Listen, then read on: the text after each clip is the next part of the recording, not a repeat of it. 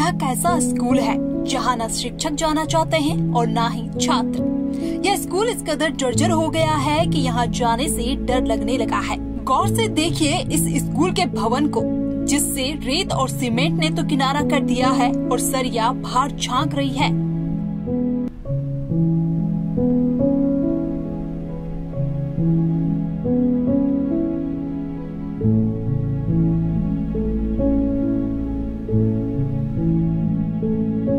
ये तस्वीरें पौड़ी जिले में स्थित राजकीय इंटरमीडिएट स्कूल बिशल्ट की हैं। इस स्कूल में कब बड़ा हादसा हो जाए कुछ कहा नहीं जा सकता।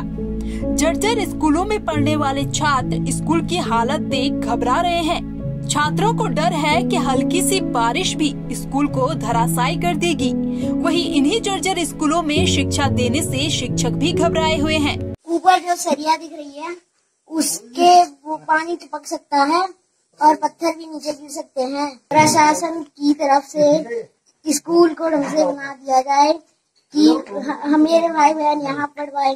देखो जब हम कई बार होता है, जैसे जब वर्षा रहती है तो कई बार तो ऊपर से मतलब जो छत का वो है मतलब गिरता रहता है सर, है ना सर। कई बार किसी बच्चे के सिर के ऊपर भी पड़ जाता है, कई बार ऐसा होता है ना। तो हमें फिर उसको साइड करके फिर करना पड़ता है। और फिर यहाँ पे ऐसा भी नहीं कि कोई ऐसा कमरा हो, कोई सेफ कमरा हो। हमारे पास जो सेफ कमरे केवल 2 कमरे सेफ हमारे पास केवल, और बाकी बच्चे मतलब अपने उसमें मतलब पढ़े रहे हैं, क्या करने वाले इसमें पढ़े रहे हैं। और ऊपर से सारी छत मतलब टपकती रहती है, पानी भी टपकता है और मतलब जो उसका प्लास्टर है वो भी झपका रहता है।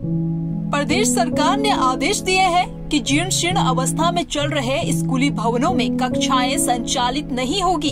ऐसे में जिन जर्जर स्कूलों के आसपास कोई अन्य स्कूल या पंचायत भवन है, उन छात्रों की पढ़ाई फिलहाल दूसरे विद्यालय में करवाई जा रही है।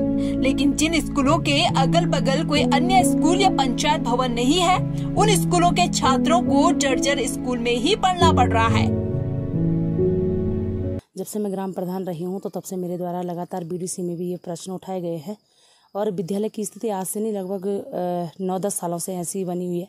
कई बार मीडिया के माध्यम से, कई बार पत्राचार के माध्यम से हम लोगों ने अपनी बात शिक्षा विभाग के सम्मुख भी रखी, लेकिन कई बार उनसे मुझे यही जवाब मिलता था कि महज 4 या 5 हज़ार रुपये शिक्षा विभाग विद्यालय के रखरखाव के लिए दे सकता है। और बच्चों की स्थिति, इतना भयावह स्थिति यहाँ पे बच्चों की हो गई थी कि बरसात के टाइम पे तो ऊपर से जब सीमेंट और रेत के गोले पड़ते थे तो डर लगता था कि कभी भी किसी भी बच्चे के साथ कोई अप्रिय घटना घट सकती है। इसके लिए यहाँ विद्यालय में जो अध्यापक गण हैं तो उन्होंने शायद विभाग से बोल के बच्चों की इस समय समुचित व्यवस्था, ऊपर हाई स्कूल है हमारा बगल में, तो 1 कमरे की व्यवस्था वहाँ पे करवा रखी है।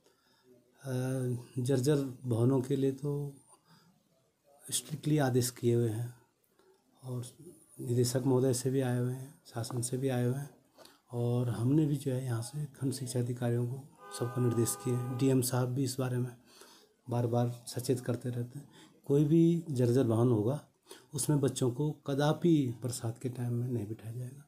तो हमारे 17 विद्यालय इसमें जर्जर थे और उनमें जो बच्चे पढ़ रहे हैं उनकी व्यवस्था अन्यत्र की हुई है। जैसे गांव में पंचायत घर है, एक विद्यालय तो यहाँ पे हमारा एक ईश्वर में है, वो जब कोई गांव में कोई व्यवस्था नहीं थी, दूसरा प्राइमरी स्कूल 3 किलोमीटर दूर था और वो भवन जर्जर स्थिति में था।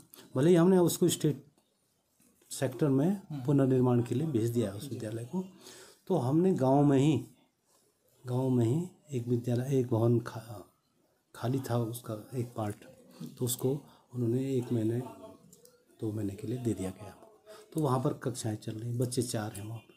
तो इस प्रकार से व्यवस्थाएं की हुई हैं और कदापि जो है उन भवनों में के नज़दीक भी जो है बच्चों को जाने के लिए मनाही करी हुई है। तो उन भवनों को पुनर्निर्माण के लिए जो है कार्रवाई की जा रही है।